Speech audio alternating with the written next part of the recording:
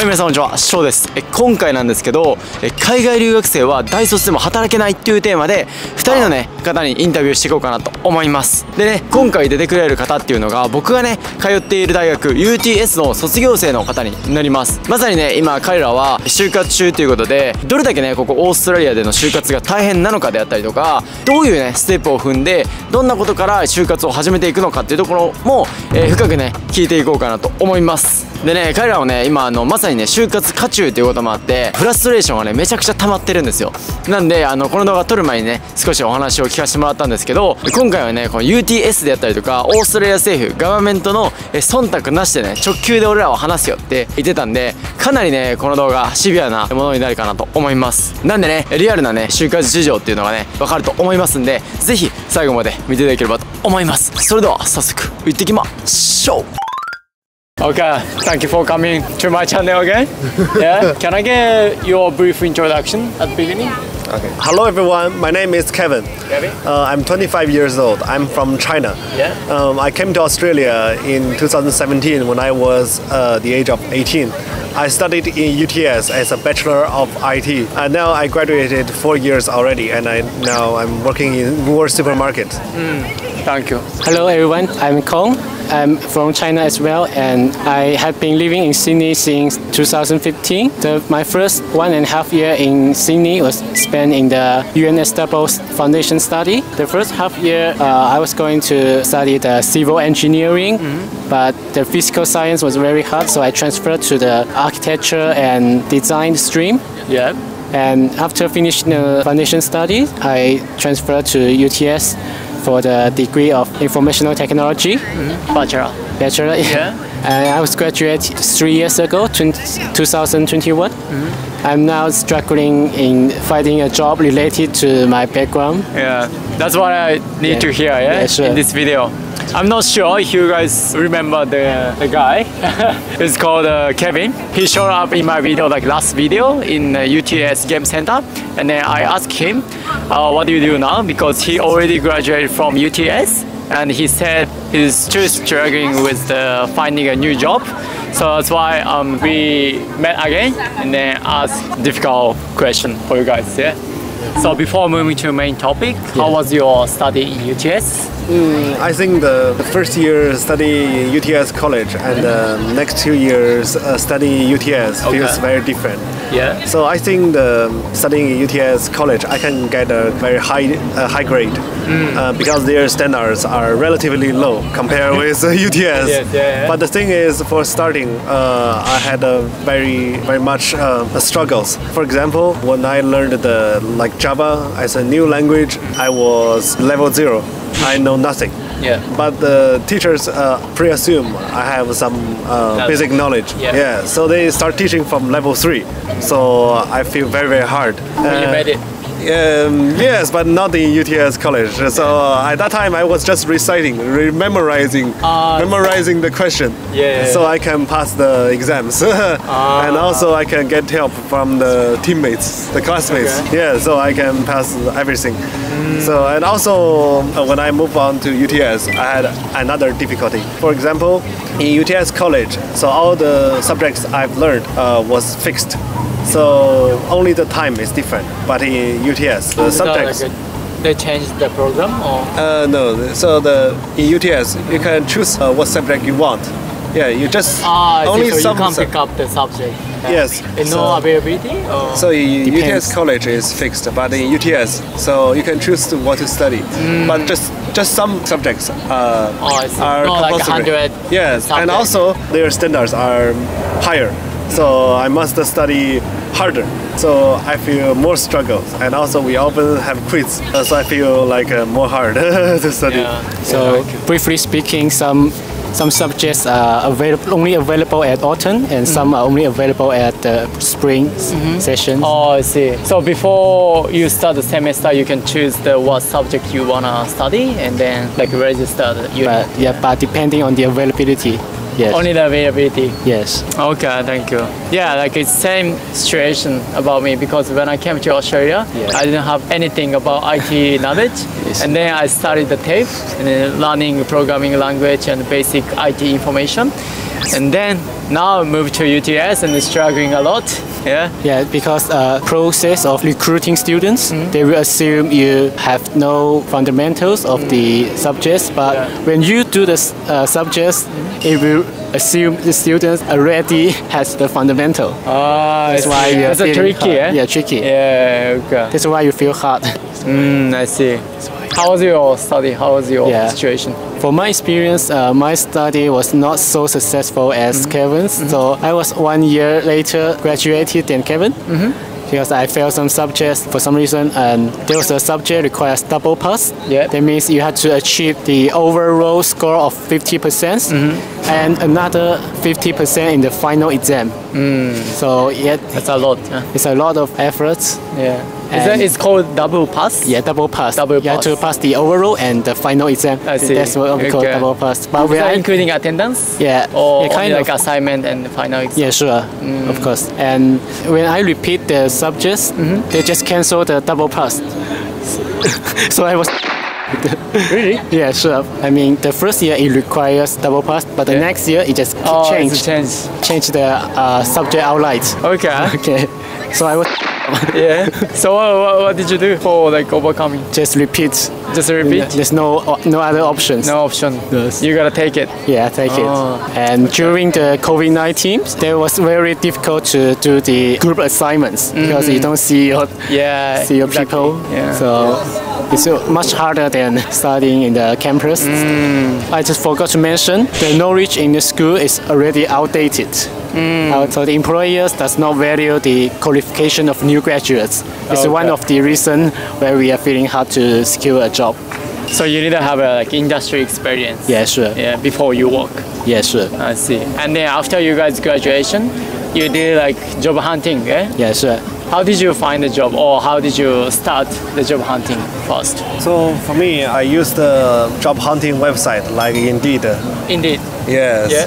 I applied a lot and got some interviews, Yeah. but none of them accepted me. So finally, I used the Chinese website and I got some unpaid internship. Yeah. Usually internship is unpaid, yeah? Yeah, actually it's illegal in Australia, but Really? because they are Chinese, so they can do anything. Not so. Yeah. It depends on the situation. Because Yeah. in some profession like early education, nursing, and social worker, and some engineering, it requires 1,000 hours of internships. Except the engineering, you have to source the internship by yourself. The other three the school will have cooperation with the office, so you will be outsourced to the office doing They have some partner study. in the Yeah. industry. Yeah, So, sure. I see. And then the school, the uni, support you to find the internship? Not for IT. No, for IT. One for IT, Not yeah. for IT. Yeah. So you need to find by yourself. Yes. So finally, I found a like Chinese company. Not company. It's like a Chinese migration agency. So Oh, it's not IT. It's kind of it's IT, but I did a website. Oh, I see again. I was doing a website with a small group. Okay. So they invited me to join their program, good, yeah. but it's also unpaid. Oh. So if you want to find a paid internship, it's hard because it's a job. But I heard like from all my friends, they got unpaid. Yeah. I thought the internship is usually unpaid. Yeah. But how long did you do for internship? So I did 3 internships. Oh yeah. Yes. 3 months or The first one is about 2 months. 2 months. Yes, when we finish the website, it took us 2 months. And also for the Chinese immigration agency, Yeah. about 1 year or something. About 1 year. 1 year, yeah. So I did many tasks for them, but I didn't get paid. And they just pay very few money for the transportation or Oh, I something. see. Yes. How about you, Kong? Yes, both me and Kevin has done the professional year program, which is enable us to gain 5 points of immigrations. Okay. And they will provide placement for internship, but of course it's unpaid. So we can have some industry experience. And if you are lucky, you can secure a permanent job. Yeah. But most of university students doesn't have a like industry experience, right? Sure. How do they find the internship or job? No, professional year program is a paid service. Pay service. Oh, service. it's a government program. It's a private organization. Well, which one? It's private institute. Oh, private institute. Yeah. you pay the money, so they provide you the course and about 7 months of weekly course. Just attend the course at Saturday, every Saturday, and after 7 months, they will have 3 months of internship. Usually, it's the cooperation between the institute and some office. So the quality is not so 100% guaranteed. Yeah, but you still get the experience, right? Yeah, sure. From them. Yeah. So my first internship was in migration agency as well. Yeah. It was the IT admin and some receptionist works. But unfortunately, they don't have permanent position for this role. So after finishing the program, I just leave. But you want to find a permanent job or like temporary job? It doesn't matter, or you need to get permanent? It's better to get a permanent job for career, for migration. Yeah. Yes. But temporary job is still better than nothing, yeah? Yeah, sure. Yeah. And another 2 internship I have done was self-sourced, but that was 2 unsuccessful experience. I might tell you the story in another videos. Okay. Sure. Okay. So I also did the professional years. So I think first 7 months of learning is kind of useless. You need to learn a lot of things not relevant to your future career. It's just about the work safety or something. But actually we are doing IT. Yeah. And work safety is not for IT. So is that related to the study you did? And also resume or something. In UTS we have already had similar subjects. Okay. But in professional years we did that again. So it's kind of really useless. But again, you still get the experience. You can still write down your resume. Oh, yes, I did this internship. I can get it. Yeah. So I think that is the only useful thing. Actually, I need to write a lot of essay or something, or a lot of report in a professional environment. So it's really useless. So it's a waste of time and a waste of money. Okay, I'm so afraid of the future, yeah? Yeah. Okay, yeah, as you mentioned about resume, what did you put in resume? Like your skill, your name, your experience?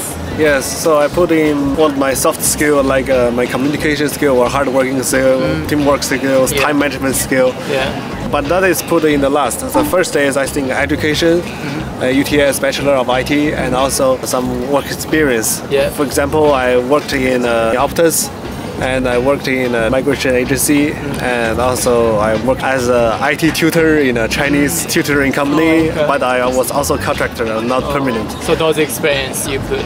Yes, and also the current job. Yeah. How about you, Kong? What did you put in your resume? Usually in Australia we don't have to put our photos on the resume, but I do because I don't want to waste time if they don't like my style, they don't like my outlook. Yeah. So I put my photo on my resume, and it's much recommended to write your personal project, your portfolio, and personal website, something like that. But I don't have that. Did you attach the portfolio on your resume, like your resume, your portfolio, your cover letter? I don't have portfolio, so I'm not putting it on it. Oh. Well, have you made the project in UTS, like your website application? We do have some toy projects. Project, yeah. But I think it's not so enough to showcase to the employers. Okay, I got you. I forgot asking, what do you do now for working? I'm doing some arubaito in karaoke. Which industry? It's hospitality. Hospitality, yes. Yeah, okay. The next question. So what did the company ask you in your interview? Oh, so different companies ask different things. Yeah. I think I got several times of internships like in Optus. So first they asked me about my career expectations. Where will I be in about 5 years? And also how do I deal with a difficult situation? Okay. And also how much salary do I expect? But I think how much salary do I expect is a very tricky and important question. If I say about too much, they don't want me. If I say too low, they don't want me. Yes, because if they say too low, they think I'm not a good person. I'm not a skilled and powerful person. So it's a very tricky question.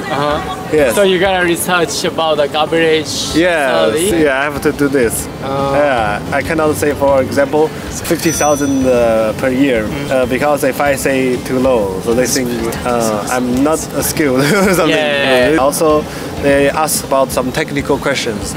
Some companies, they have like a Java test. like online website Java test, but I passed none of them.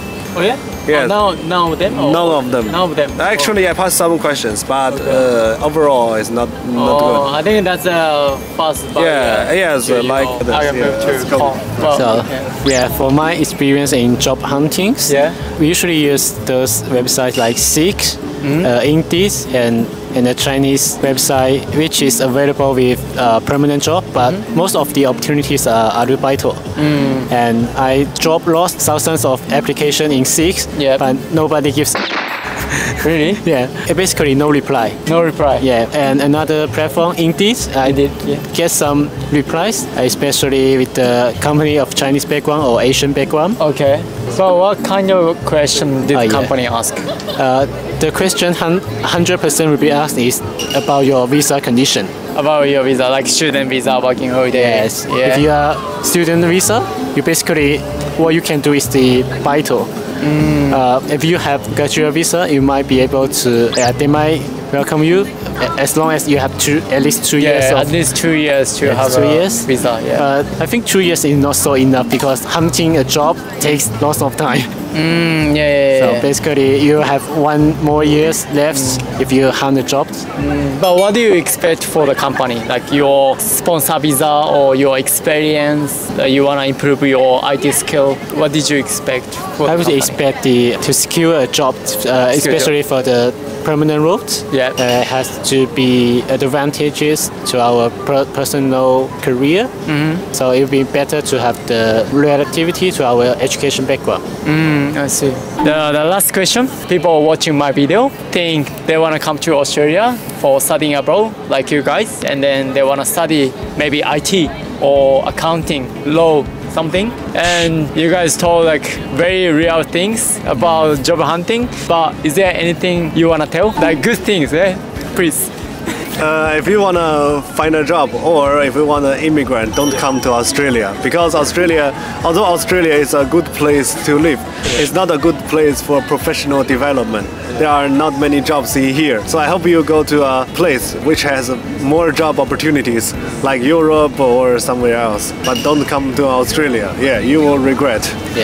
I said please say good things. It's okay, to be honest.